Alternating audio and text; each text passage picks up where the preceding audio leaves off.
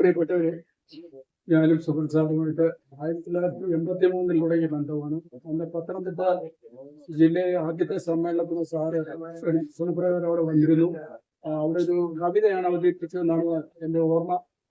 പിന്നെ സുഹൃത്ത് കേരള ദിനപത്രമായിട്ട് കത്തുകൾ എഴുതിയിരുന്നു. സാമൂഹ്യ വിമർശനപരമായ കത്തുകളാണ് അധികം എഴുതിയിരുന്നത്. അത് ആഴ്ചയിൽ 3 കത്ത് വീതം പ്രസിദ്ധീകരിക്കുമായിരുന്നു എനിക്ക് തോന്നുന്നു. അത് അധികവും ശബ്ദമലിനീകരണവുമായിട്ട് ബന്ധപ്പെട്ട് നല്ല കേസും അതിന്റെ കൂട്ടങ്ങളുമായിട്ട് നടക്കുന്ന ഒരു സമയം കൂടെ ആയിരുന്നു.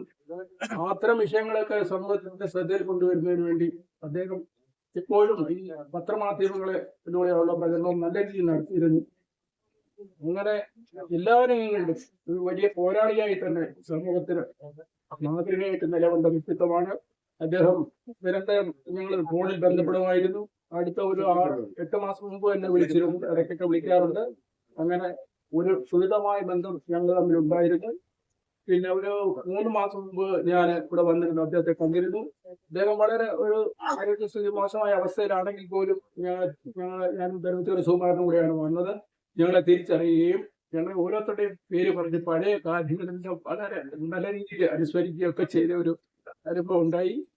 പിന്നെ അദ്ദേഹം 1988 തിരുവനന്തപുരം ദേശീയ സ്റ്റുഡിയോയില് ഈ ശബ്ദമലിനീകരണത്തിനെതിരായിട്ടുള്ള ഒരു നമ്മൾ തമ്മിൽ പരിപാടി ഉണ്ടായിരുന്നു.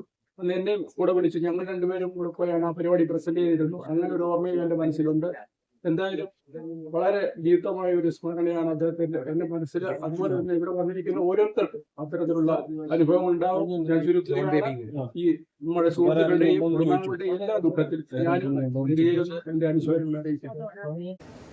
അദ്ദേഹത്തിന്റെ ഒരു പുസ്തകം ഏറ്റുവാങ്ങാനുള്ള ഒരു ഭാഗ്യം എനിക്കുണ്ടായി.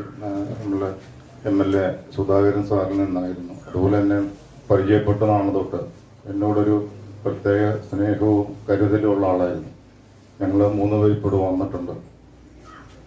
ജനുവരി 31 അവസാനമായി അദ്ദേഹത്തിനെ കാണുകയും അദ്ദേഹത്തിൻ്റെ ഒപ്പം ഒരു ചായ കുടിക്കുന്ന ഒരു ഫോട്ടോ ഞങ്ങളെടുത്ത് അതൊരു അമൂല്യമായി ഇപ്പോൾ നമ്മളെ കയ്യിലിരിക്കുകയാണ്. അദ്ദേഹത്തിൻ്റെ ആത്മാവിന് കേരള സഹമതി സാംസ്കാരിക വേദിയുടെ എല്ലാവിധ ആദരാഞ്ജലികളും അർപ്പിക്കുന്നു. അദ്ദേഹത്തിൻ്റെ ബന്ധുഗിരീഷും എൻ്റെ സുഹൃത്തുക്കളാണ് അകത്തുണ്ട്. അവരും ഈ കുടുംബത്തോടിൻ്റെ ദുഃഖത്തിൽ പങ്കുചേരുന്നു. ഇനി ഇതുപോലുള്ള സമൂഹത്തിന് നന്മ നേരുന്ന ആ മൈക്കിൻ്റെ എല്ലാം കാര്യം പോലത്തുള്ള നന്മകൾ നേരുന്ന കാര്യങ്ങൾ ജനങ്ങളിലേക്ക് കൊണ്ടുവരുന്നതിന് വേണ്ടി അദ്ദേഹത്തിൻ്റെ ശിഷ്യന്മാർ കൂടെ ശ്രമിക്കണമെന്ന് ഞാൻ ഓർമ്മപ്പെടുത്തിക്കൊണ്ട് നിർത്തുന്നു.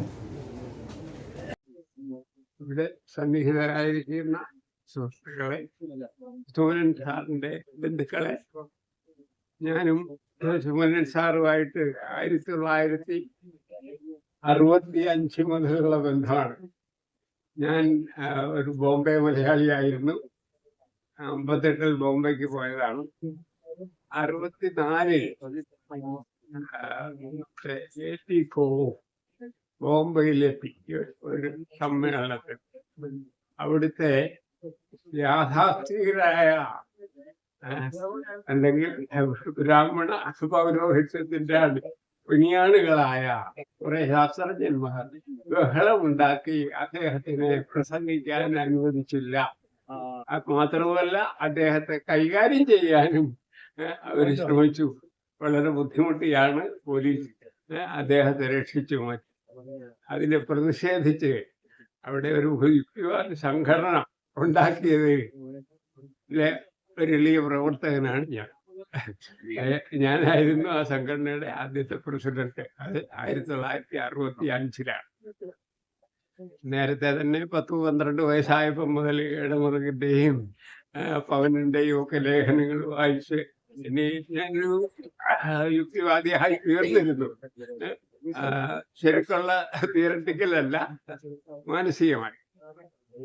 ബോംബെ പോകുമ്പോഴും അത് എൻ്റെ മനസ്സിലുണ്ട്. അത് ആ സമയത്ത് തന്നെയാണ് ഈ പ്രശ്നം. ഈ എപ്പിസോഡിന്റെ ശേഷമാണ് ഞാൻ വളരെ സീരിയസ് ആയിട്ട് ഈ കാര്യങ്ങളെ പറ്റി ചിന്തിക്കാനും സംസാരിക്കാനും ഒക്കെ തുടങ്ങിയത്.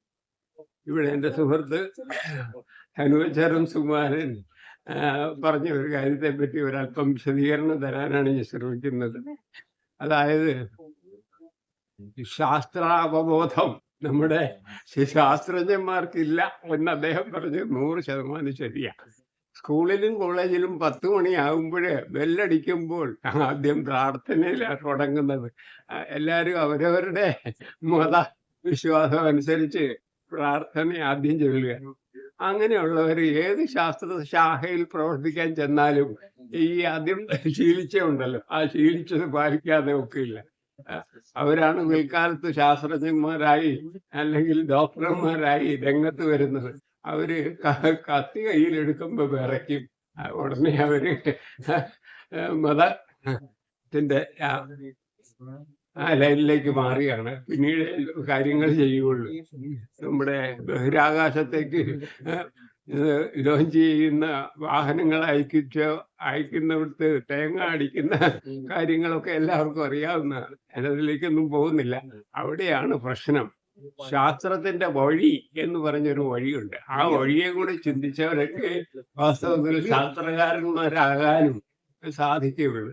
അത് എന്തുകൊണ്ട്, എങ്ങനെ എന്നുള്ള ചോദ്യം എന്ത് പ്രശ്നത്തെയും നമ്മൾ ചോദിക്കുക.